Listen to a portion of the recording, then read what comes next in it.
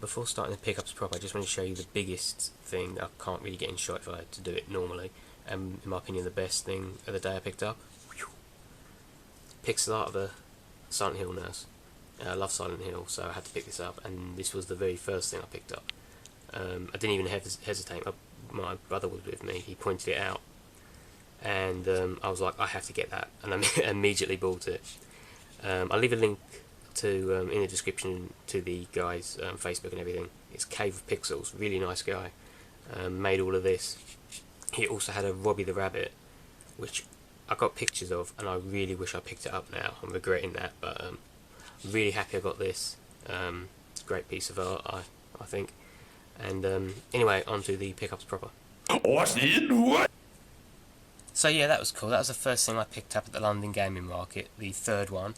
And then sort of after that, me and my brother kind of went round the tables just looking at games and things and sort of comparing prices of the same games, because obviously you don't want to buy the first game you see, because that could be expensive and you might see it later for like less. So don't just buy the first game you see, basically, because you could find it less later. And it was that happened with this game, Thunder Force 4. I've been looking for this game probably since not long after it was first released. I was kind of introduced to this game, if you remember Mean Machine Sega, back in the 90s they put out this videotape called 101 Turbo Tips. This was one of the game, well basically it's just a videotape full of like hints, tips, cheats and everything to like help you through the game or change things or whatever. This was one of the games, and as soon as they said, Thunder Force 4, it played the intro, and if you ever heard the music, the intro music to Thunder Force 4, it is phenomenal. That intro music alone made me want to get the game. But it is it's a fun game anyway, so yeah, I'm glad to have found it and picked it up.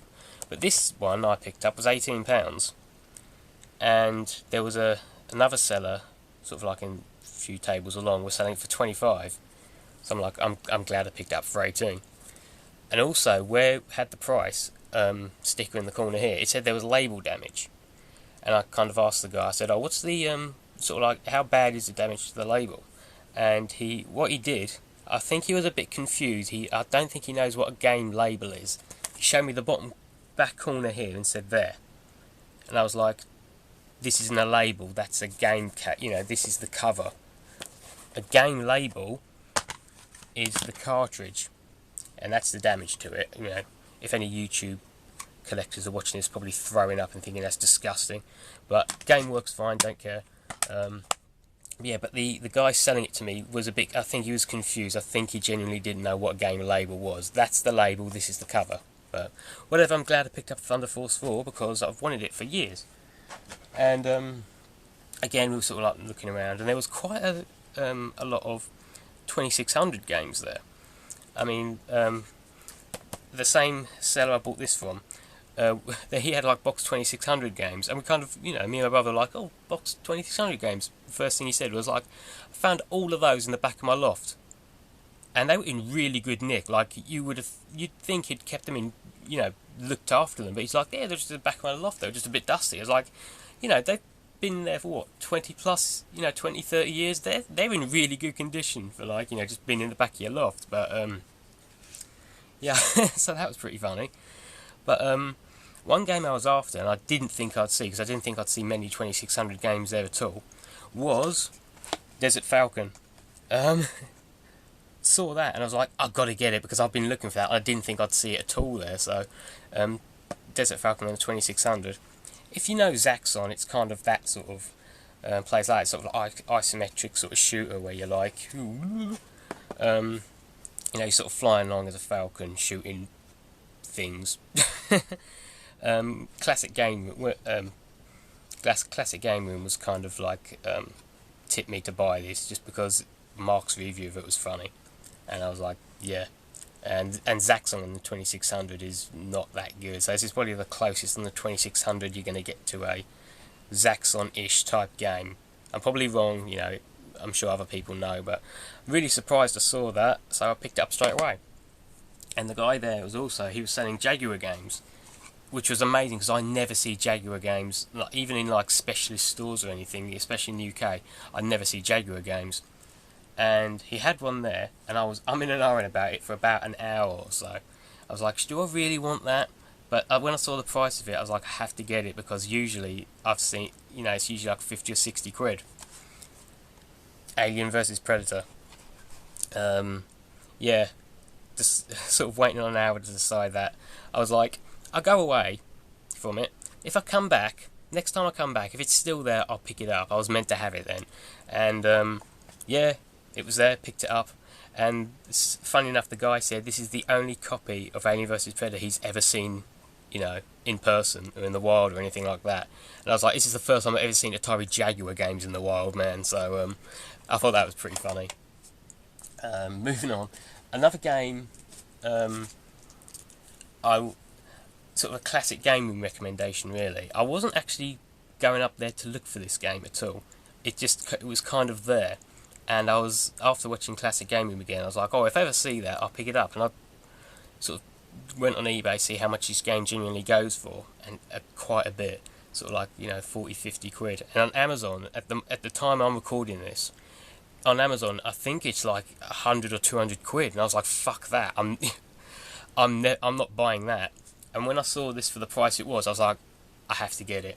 Picked up for £35, get out the way. Oh, shit. Battle Monsters. This is like a cheesier, funnier Primal Rage. I gave this a go the other night. Last night when I picked it up, and it's a lot of fun. It's silly, it's cheesy, right up my alley. I really like it. I mean, if I bought this back in the day, I'd love it. I'd play it non-stop. It's a really, really good fun game. It's silly. I wouldn't play it for too long, but it's a good fun game. If you could find it for cheap, don't overpay for it. Obviously I paid £35 for it, but because copies I've seen for it go, astronomical, I figured £35 was a good price to pay for it. So, and I like my Sega Saturn because I'm a Sega kid. So, and the last pickup, like I said, this is, for me, this is like definitely quality over quantity. Let's get showing those up there. The last game I picked up was just kind of like, just as we were leaving, I was like, oh, just have a quick look over here, see if I can find it, on the off chance if it's there. And it was Taito Legends 2. Just a collection of like arcade games, and I think,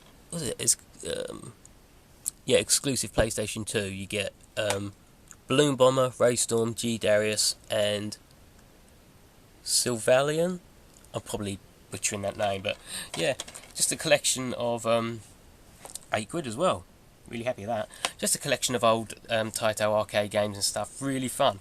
I like these sort of collections because rather than going out and hunting down all the cartridges and all the systems, because some people aren't financially able to do that, or no space or anything. So these are good just to sort of have, or even if you do collect for like Coleco or Intellivision or whatever, they're good to have because you can try the games out on here. If you like them, you can go pick the cartridges up. So yeah, that was a last minute buy, and they were all my pickups for the gaming market for the third one, for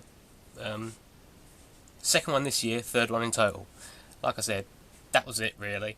But it's all quality stuff. Like I'm wanted that, looking for it, found it. Wanted that, found it. Wanted that and I found it. Wanted that, found it. That was just a complete surprise seeing.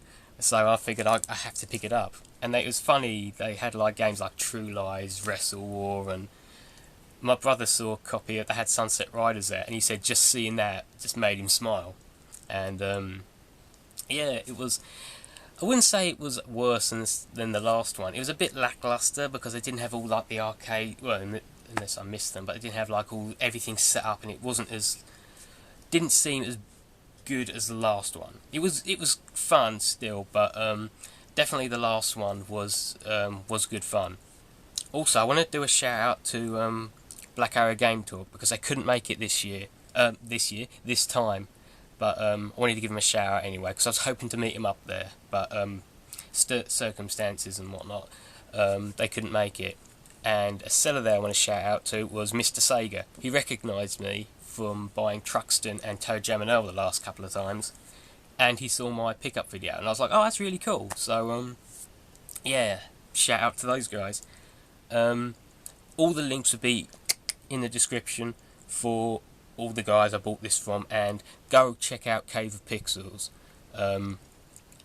Great stuff. Like, I really wish I picked up that Robbie the Rabbit art he did, because that was, I'm really regretting that, because that was really good, because I'm really happy with the nurse, but it would have been awkward for me to carry about and get home as well. So anyway, I'm rambling.